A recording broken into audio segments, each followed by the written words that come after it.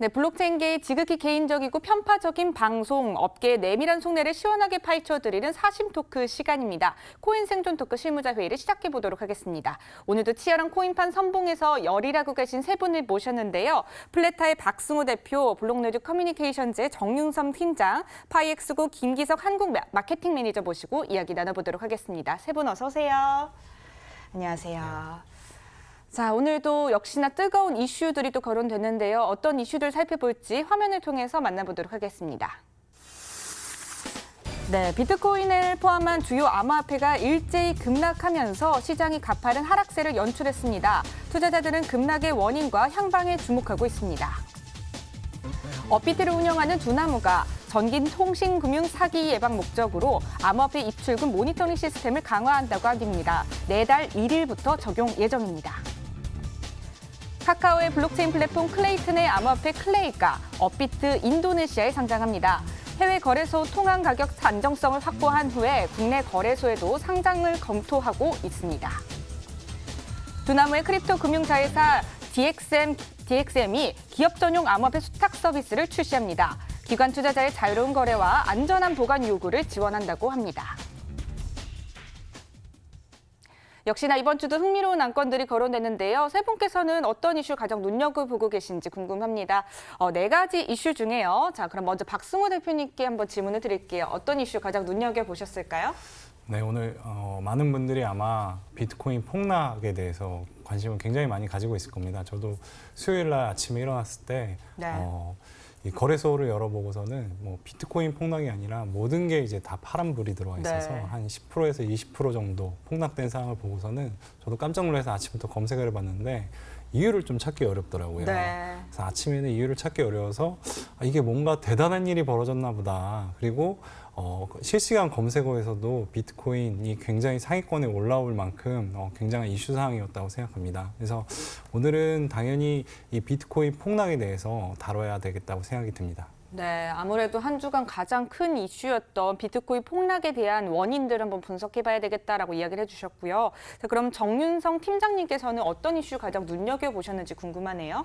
네, 저도 마찬가지로 최근에 뭐 비트코인 하락, 뭐 최근에 변동성이 굉장히 작았었거든요. 그래서 뭐 시장에서도 조금 뭐 하루에 뭐 한 2~3% 정도 움직이는 그런 시장을 계속 보여주다가 뭐 최근 들어서 특히 이번 주 같은 경우는 대규모의 음봉을 보여주면서 급락이 있었는데 또 한 가지로서는 이제 크게 떨어지더라도 이게 이제 거래량이 실렸냐 안 실렸냐에 따라서 이게 실질적으로 진짜 많이 떨어진 건지 아니면 일시적인 이제 하락인지를 보면 되는데 이번 주 하락 같은 경우는 한 중간 정도 좀 그래도 거래량이 좀 실리는 그런 하락을 좀 보여줬기 때문에 이 부분에 대한 것도 좀 관심이 가고요.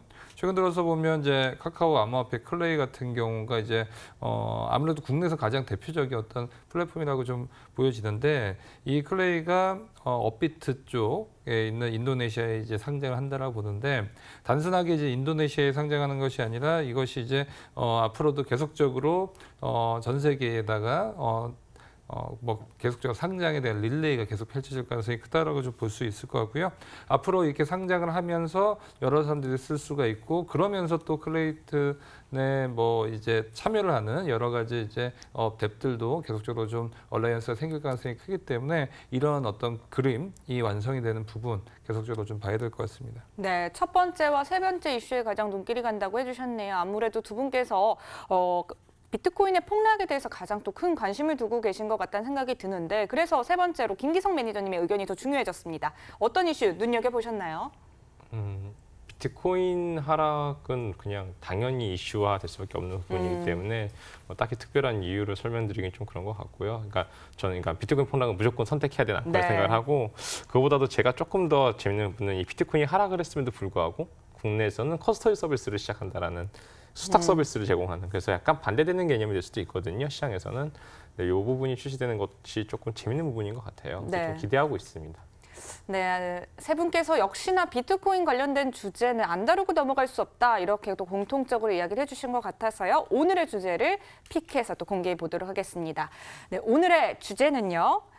검은 수요일 비트코인 폭락 암호화폐 무너지나라는 주제로 코인 생존 토크 실무자 회의를 시작해 보도록 하겠습니다. 앞서 박승호 대표님께서도 이야기를 해주셨듯이 많은 분들이 아침에 일어나자마자 시세를 확인하시고 깜짝 놀라셨을 것 같습니다. 검은 수요일이다 이런 표현까지 함께 또 거론이 됐었는데요. 암호화폐 시세의 현재 전반적으로 어떤 상황들을 보여줬는지 이전부터 짚어보면 좋을 것 같습니다. 정윤성 팀장님께서 한번 정리해 주실까요? 네, 우선은 비트코인이 어떤 흐름에 따라서 다른 이제 뭐 코인들 같은 경우도 굉장히 어떤 이제 영향을 좀 주는 그런 모습을 보여주고 있는데 네. 특히 최근 들어서 이제 비트코인에 대한 흐름을 보면 아무래도 그 1,200만 원 선 내외에서 계속적으로 어떤 박스권에 대한 모습을 보여줬었고요. 또 이제 차트를 보면 이제 그 일봉이라고 하죠. 하루 동안에 시가와 고가, 종가를 이제 나타냈는데 봉들이 다 짧습니다. 그 얘기는 뭐냐면 하루에 움직이는 폭도 굉장히 작아서 이렇게 조금씩 움직이다가 이번 주 같은 경우 대규모의 이제 장대 음봉을 보였죠. 그러니까 아침에 시작했을 때보다 종가 때까지 쭉 밀어주는 그런 모습을 보여줘서 계속적으로 어떤 밀어주는 그런 모습을 보여주면서 이번 주 같은 경우도 변동성이 굉장히 큰 그런 부분을 보여줬다라고 볼 수가 있고요.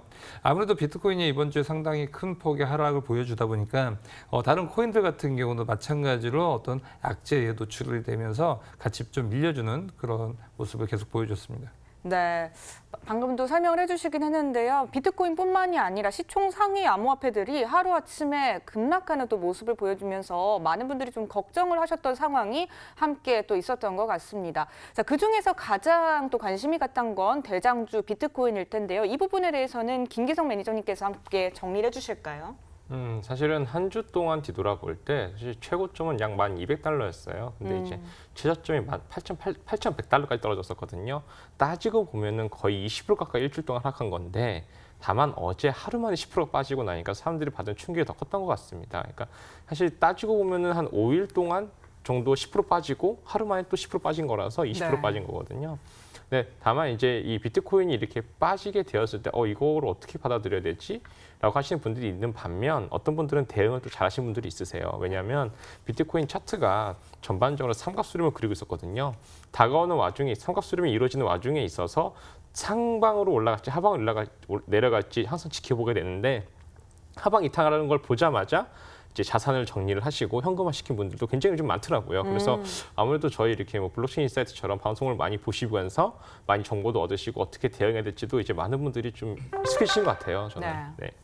암호화폐 시세가 일제히 급락을 하고 특히나 또 비트코인 같은 경우는 10%가 넘게 급락을 한 상황에 대해서 또 짚어주셨습니다. 자, 그럼 이제 본격적으로 이 원인에 대해서 집중적으로 분석을 해봐야 될 것 같은데요. 많은 원인들이 함께 거론이 되고 있습니다. 그중에서 가장 눈여겨보고 있는 그 원인, 박승호 대표님께서는 어떤 점에 가장 주목하셨을까요? 우선은 원래 이제 가격이 변동이 클 때는 항상 좀 사람들이 기대하거나 좀 전조 증상이 있는 상황들이 좀 있습니다. 뭐 OECD 회의가 있다든지 청문회가 있다든지 해서 그런 날짜를 기점으로 좀 움직이는데 이번만큼은 유독 아무도 알 수 없는 네. 시기에 아무도 왜인지 모르는 상황에서 이제 하락이 발생을 한 거죠. 그래서 물론 올라갈 때는 기분이 좋지만 하락할 때는 굉장히 공포 심리가 드는데 모르면 더 공포 심리가 드는 거죠. 네. 그래서 그날 아침에 저도 이제 일어나자마자 굉장히 이제 놀란 마음에 검색을 해봤는데 가장 먼저 올라왔던 뉴스는 국제 회계 기준 해석 뉴스였습니다. 그래서 근데 이것과 비트코인 하락이 관련이 있다라고 제일 처음에 뉴스가 올라왔는데 저는 이건 큰 영향은 없다고 보고 있고요. 왜냐하면 이 뉴스 같은 경우는 3일 전에 이미 뉴스가 나왔었고 그다음에 저도 처음에 이 뉴스를 접했을 때는 크게 어떻게 보면은 감흥이 없었습니다. 왜냐하면 이전과 지금과 기조가 크게 바뀐 건 없었기 때문이죠. 그래서 감흥이 없었고요. 그리고 또 그다음 또 나왔던 이유가 벡트 이야기가 있었습니다. 근데 벡트 때문에 만약에 이게 비트코인이 하락을 했다면 벡트가 개장하기 전에 움직임이 있었어야 되거든요. 네. 벡트가 개장할 때 사람들이 기대 심리나 아니면 뭔가 이거에 대해서 예측을 하면서 비트코인이 좀 올랐다가 벡트가 개장하면서 실망하면서 내려오는 그림을 그려야 되는데 이게 벡트가 개장할 때는 큰 움직임이 없었단 말이죠.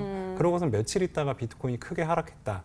이것도 그렇게 크게 영향성은 없다고 봅니다. 이제 그러고 나면서 시간이 지나면서 사람들이 막 찾기 시작하더라고요. 네. 역시 대단한 분들이 많아서 이제 그러면서 비트코인의 이동이 어떻게 되는지 사람들이 지켜보면서 이제 비트맥스의 마진콜 때문이다라는 얘기들이 많이 나오고 있어요. 그래서 네. 비트코인의 거래 차트를 통해서 또 함께 확인해 볼까요? 네. 네.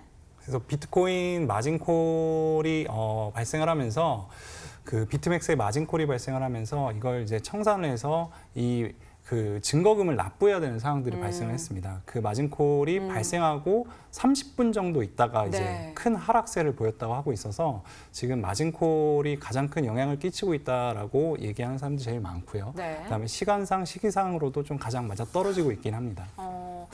또 차트를 보니까요. 급락한 게 가장 또 신빙성 있는 비트맥스 사태와 함께 또 가장 또 신빙성 있는 사유는 아닐까도 생각이 드는데 김기성 매니저님 어떤가요?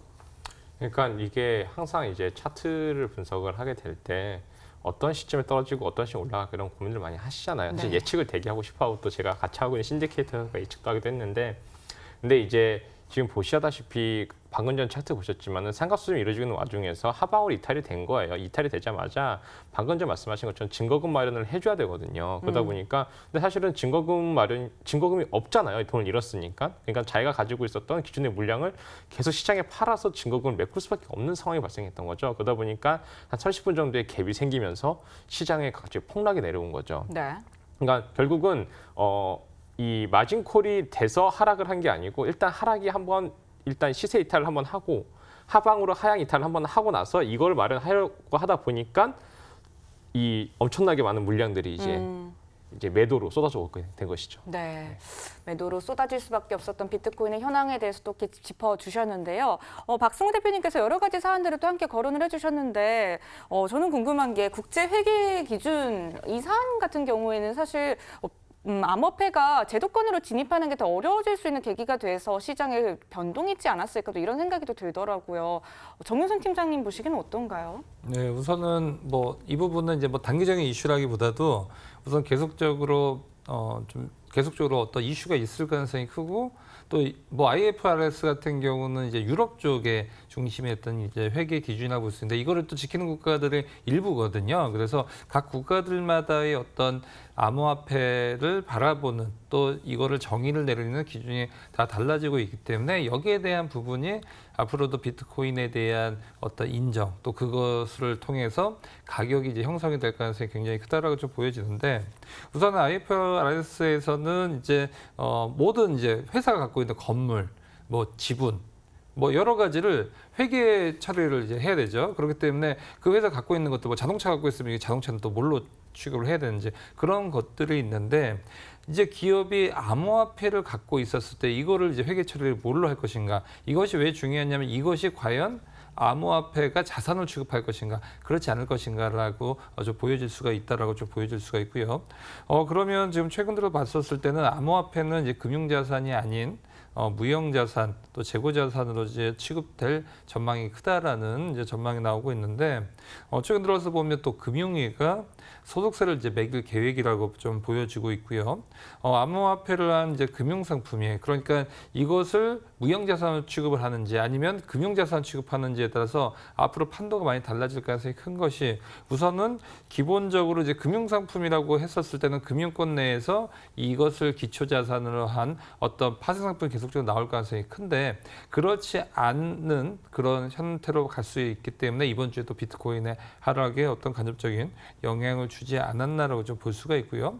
예전에 제가 기억이 나는 게 2017년도인가요? 그때 보면 이제 저는 원래 이제 증권사를 다녔기 때문에 증권사에서 원래는 그 시카고 선물 거래소에서 비트코인 선물을 국내 증권사가 몇 군데를 이제 도입하려고 했고 저도 좀 개인적으로 그런 것들을 많이 준비를 했었는데 정부의 어떤 압박 그런 것들이 이제 눈에 보이지 않게 있다 보니까 증권사들도 또 이제 어떤 부담감을 느껴서 결국에는 국내 증권사 중에서 이거를 이제 시카고 선물 거래소에 있는 비트코인 선물을 이제 도입을 거래를 지원하는 곳이 단 한 곳도 없었거든요. 그거와 좀 궤를 좀 비슷하지 않나라고 좀 보여집니다. 그래서 IFRS에서도 이제 이것이 금융자산이 아니다라고 못 박았기 때문에 기존에 있었던 뭐 증권사들이나 전통적인 금융권에서의 비트코인을 바라볼 수 있는 부분 더 멀어졌다 이렇게 좀 볼 수가 있고요. 두 번째는 이제 전통적으로 금융자산을 취급하는 곳이 아닌 암호화폐를 취급하는 곳들 같은 경우는 뭐 이것이 무형자산으로 취급을 하든 어떻든 간에 이것을 이제 파생되어 있는 상품들을 계속적으로 좀 나올 가능성은 크지만 제도권으로 들어가지 못한다라는 것 그러니까 기존의 전통적인 이제 금융권의 고객들의 그 사이즈와 암호화폐 내에서 그 고객들의 사이즈가 많이 작기 때문에 그 파급력이 많이 작아졌다라고 좀 보여집니다. 네. 국제회계 기준에 관련된 여러 가지 이야기들을 해주셨는데요. 이제 무형 자산에 대한 이야기를 좀 듣다 보니까 프로젝트를 운영하고 계신 박승우 대표님께 좀 질문을 드리고 싶은데, 그럼 팀 입장에서 무형 자산의 회계 처리는 어떻게 되나요?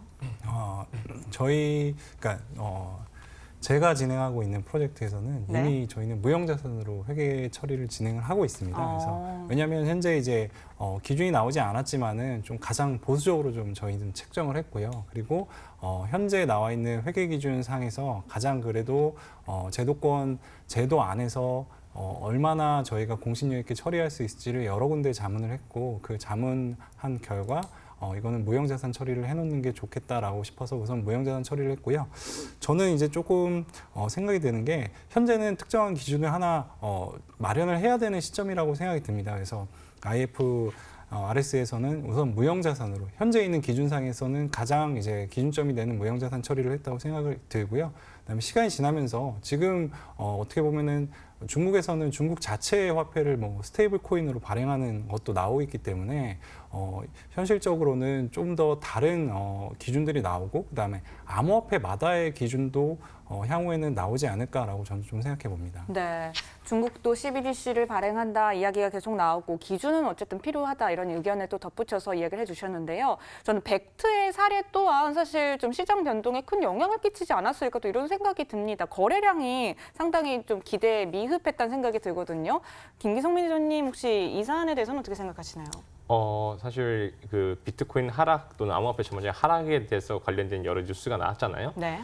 그 중에서 제가 보기에 솔직히 말씀드리면 가장 좀 논리적으로 맞지 않는 게 아닌가라는 생각을 하고 있습니다. 왜냐하면 기본적으로 원래 거래량이 비트코인 거래량이 이 정도 있었다고 했을 때 벡트에 대해서 저희가 기대했던 바의 거래량은 이 정도 상승이었을 거예요. 그런데 이 정도까지는 안 되고 그냥 미미하게 좀 더 올랐단 말이죠. 미미한 거래량이 더 추가가 됐단 말이죠. 그런데 어쨌든 간에 거래량은 늘어났어요.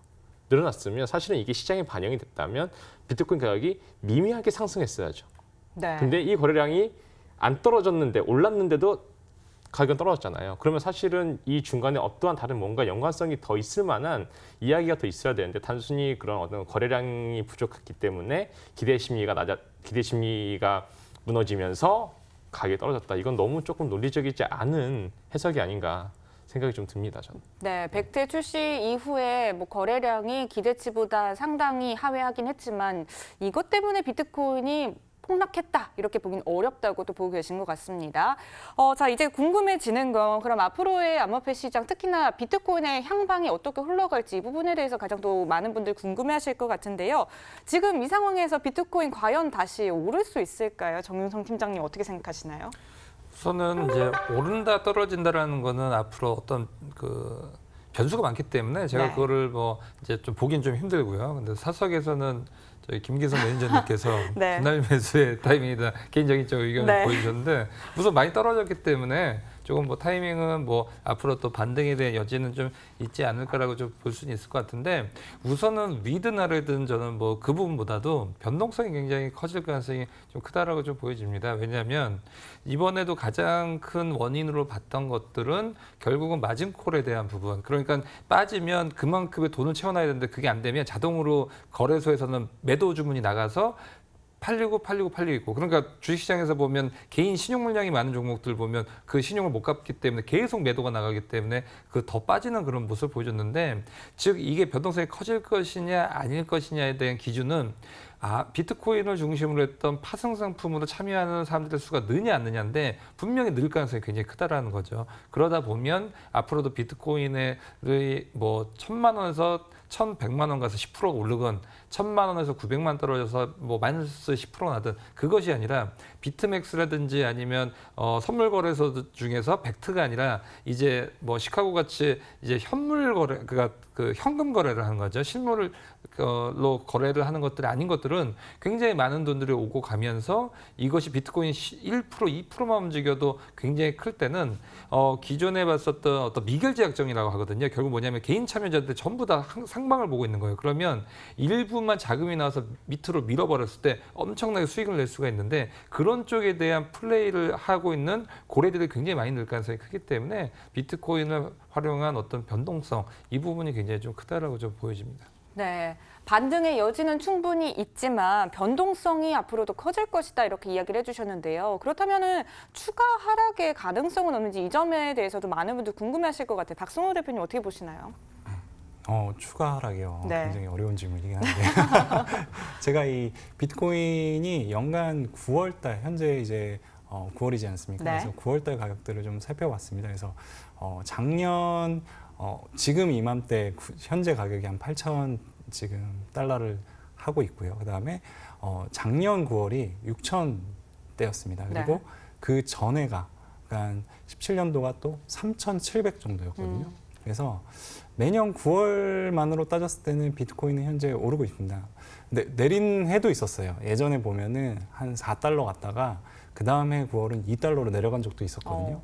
근데 추세를 보면 9월달 추세를 보면 올라가는 배수의 폭은 굉장히 줄었습니다. 그래서 뭐 5배, 뭐 10배 이렇게 오르다가 지금은 뭐 2배, 1.5배 이렇게 가고 있어서 오르는 폭은 그렇게 이제 높지는 않을 가능성은 높다라고는 좀 보고요. 근데 추세상 내려가는 부분은 예측하기는 어렵지만은 지금보다는 굉장히 떨어질 가능성은 좀 미비하다라고 저는 보고 있습니다. 네, 오름폭은 높지 않을 것이다. 하지만 또 추가 하락에 대한 부분은 조심스럽지만 지금처럼 이렇게 급락하는 일은 많지 않지 않을까 또 이렇게 또 예상을 해주셨는데요. 자, 그럼 이제 매매 타이밍을 어떻게 잘 잡아보는가 이게 또 관건일 것 같습니다. 김기성 매니저님 한번 좀 잘 전략 좀 세워주세요.